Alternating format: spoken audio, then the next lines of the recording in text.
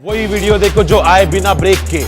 अभी डाउनलोड करें तक ऐप। और आपको बता दें कि बुद्ध पूर्णिमा के मौके पर आयोजित कार्यक्रम में प्रधान वर्चुअल मीडियम से जुड़े तमाम लोगों से और क्या कहा उन्होंने, सुनिए। आप सभी को और विश्व भर में फैले भगवान बुद्ध के अनुयायियों को बुद्ध पूर्णिमा की बैसाख उत्सव की बहुत बहुत शुभकामनाएं। ये मेरा सौभाग्य है कि मुझे पहले भी इस पवित्र दिन पर आपसे मिलने, आप सभी से आशीर्वाद लेने का अवसर मिलता रहा है। 2015 और 2018 में दिल्ली में और साल 2017 में कोलंबो में मुझे इस कार्यक्रम से जुड़ने का, आपके बीच आने का मौका मिला था। हाँ, इस बार परिस्थितियां ही कुछ और हैं, इसलिए आमने सामने आकर के आपसे मुलाकात नहीं हो पा रही है। साथियों, भगवान बुद्ध का वचन है, मनो पुब्बम गमा धम्मा, मनोसेट्टा मनोमया। यानी धम्म मन से ही होता है, मन ही प्रधान है, सारी प्रवृत्तियों का अगुवा है। इसलिए आपका और मेरा मन का जो जुड़ाव है, उसके कारण सशरीर उपस्थिति की कभी उतनी महसूस नहीं होती। आपके बीच आना बहुत खुशी की बात होती, लेकिन अभी हालात हमें वो परमिट नहीं करते हैं और इसलिए दूर से ही टेक्नोलॉजी के माध्यम से आपने मुझे अपनी बात रखने का अवसर दिया। इससे बढ़कर के संतोष और क्या हो सकता है। साथियों, लॉकडाउन की इस विकट परिस्थितियों में भी वर्चुअल बैसाख बुद्ध पूर्णिमा दिवस समारोह, इसके इस आयोजन के लिए अंतर्राष्ट्रीय बौद्ध संघ प्रशंसा के पात्र है। आपके इस अभिनव प्रयास के कारण ही इस आयोजन में विश्व भर के लाखों अनुयायी एक दूसरे के साथ जुड़ रहे हैं।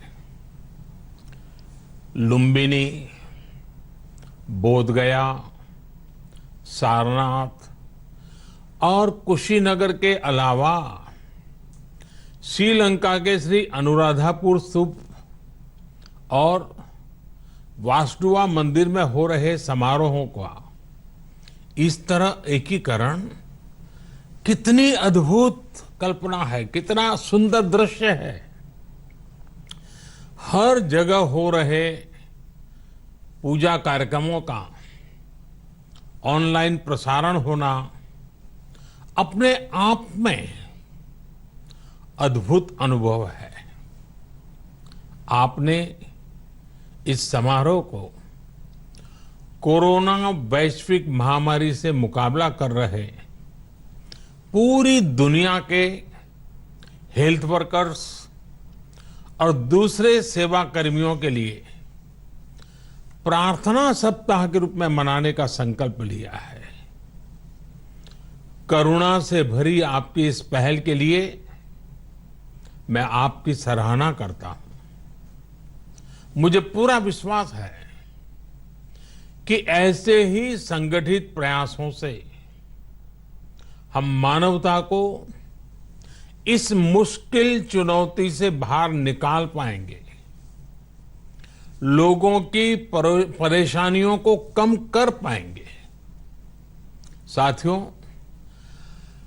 प्रत्येक जीवन की मुश्किल को दूर करने के संदेश और संकल्प ने भारत की सभ्यता को, संस्कृति को हमेशा दिशा दिखाई है। भगवान बुद्ध ने भारत की संस्कृति और इस महान परंपरा को बहुत समृद्ध किया है। वो अपना दीपक स्वयं बने और अपनी जीवन यात्रा में दूसरों के जीवन को भी प्रकाशित करते रहे। और इसलिए बुद्ध किसी एक परिस्थिति तक सीमित नहीं है, किसी एक प्रसंग तक सीमित नहीं है। सिद्धार्थ के जन्म, सिद्धार्थ के गौतम होने से पहले और उसके बाद इतनी शताब्दियों में समय का चक्र अनेक स्थितियों, परिस्थितियों को समेटते हुए निरंतर चल रहा है। समय बदला, स्थिति बदली, समाज की व्यवस्थाएं बदली, लेकिन भगवान बुद्ध का संदेश हमारे जीवन में निरंतर प्रवाहमान रहा है।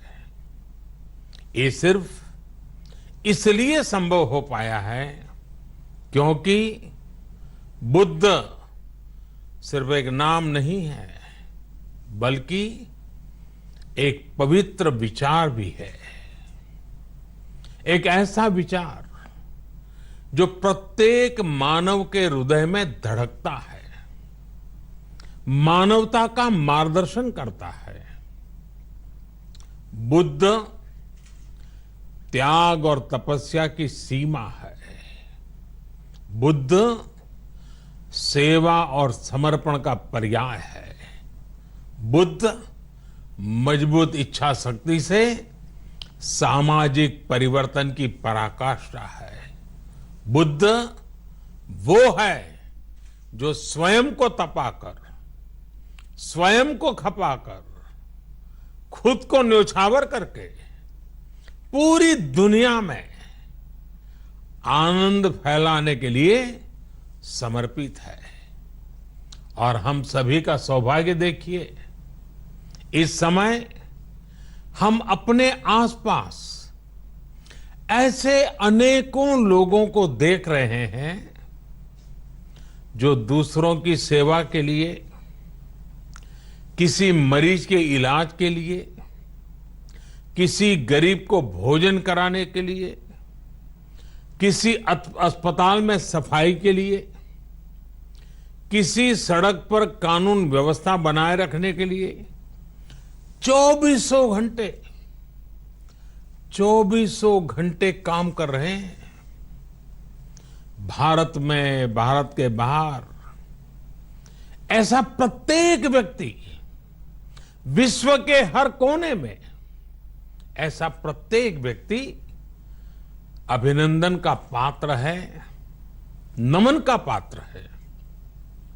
साथियों, ऐसे समय में जब दुनिया में उथल पुथल है, कई बार दुख, निराशा, हताशा का भाव बहुत ज्यादा दिखता है, तब भगवान बुद्ध की सीख और भी प्रासंगिक हो जाती है। भगवान बुद्ध कहते थे कि मानव को निरंतर ये प्रयास करना चाहिए कि वो कठिन स्थितियों पर विजय प्राप्त करे, उनसे बाहर निकले। थक कर रुक जाना ये विकल्प नहीं हो सकता। आज हम सब भी एक कठिन परिस्थिति से निकलने के लिए निरंतर जुटे हुए हैं। साथ मिलकर काम कर रहे हैं। भगवान बुद्ध के बताए 4 सत्य यानी दया, करुणा, सुख दुख के प्रति समभाव और जो जैसा है उसको उसी रूप में स्वीकारना, ये सत्य निरंतर भारत भूमि की प्रेरणा बने हुए है। आज आप भी देख रहे हैं कि भारत निस्वार्थ भाव से बिना किसी भेद के अपने यहां भी और पूरे विश्व में कहीं भी संकट में घिरे व्यक्ति के साथ पूरी मजबूती से खड़ा है। लाभ हानि, समर्थ असमर्थ से अलग हमारे लिए संकट की ये घड़ी सहायता करने की है। जितना संभव हो मदद का हाथ आगे बढ़ाने की है। यही कारण है कि विश्व के अनेक देशों ने भारत को इस मुश्किल समय में याद किया और भारत ने भी हर जरूरतमंद तक पहुंचने में कोई कसर नहीं छोड़ी है। भारत आज प्रत्येक भारतवासी का जीवन बचाने के लिए हर संभव प्रयास तो कर ही रहा है, अपने वैश्विक दायित्वों का भी उतनी ही गंभीरता से पालन कर रहा है। साथियों, भगवान बुद्ध का एक एक वचन, एक एक उपदेश मानवता की सेवा में भारत की प्रतिबद्धता को मजबूत करता है। बुद्ध भारत के बोध और भारत के आत्मबोध दोनों का प्रतीक है। इसी आत्मबोध के साथ भारत निरंतर पूरी मानवता के लिए, पूरे विश्व के हित में काम कर रहा है और करता रहेगा। भारत की प्रगति हमेशा विश्व की प्रगति में सहायक होगी। साथियों, हमारी सफलता के पैमाने और लक्ष्य दोनों समय के साथ बदलते रहते हैं, लेकिन जो बात हमें हमेशा ध्यान रखनी है वो ये कि हमारा काम निरंतर सेवा भाव से ही होना चाहिए। जब दूसरे के लिए करुणा हो, संवेदना हो और सेवा का भाव हो, तो ये भावनाएं हमें इतना मजबूत कर देती हैं कि बड़ी से बड़ी चुनौती से आप पार पा सकते हैं। सुप्पबुद्धम पबुज्जन्ति सदा घोतम सावका, यानी जो दिन रात हर समय मानवता की सेवा में जुटे रहते हैं वही बुद्ध के सच्चे अनुयायी हैं। यही भाव हमारे जीवन को प्रकाशमान करता रहे, गतिमान करता रहे। इसी कामना के साथ आप सभी का बहुत बहुत आभार। इस मुश्किल परिस्थिति में आप अपना, अपने परिवार का जिस भी देश में आप हैं वहां का ध्यान रखें, अपनी रक्षा करें और यथासंभव दूसरों की भी मदद करें। सबका स्वास्थ्य उत्तम रहे, इसी मंगल कामना के साथ मैं मेरी वाणी को विराम देता हूं। धन्यवाद।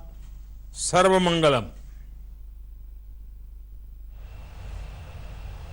नमस्कार, मैं हूं अंजना ओम कश्यप। हमें उम्मीद है ये वीडियो आपको पसंद आया होगा। लेटेस्ट खबरों के लिए यूं ही देखते रहिए आज तक और इस वीडियो के पसंद आने पर लाइक, शेयर एंड सब्सक्राइब करना ना भूलें।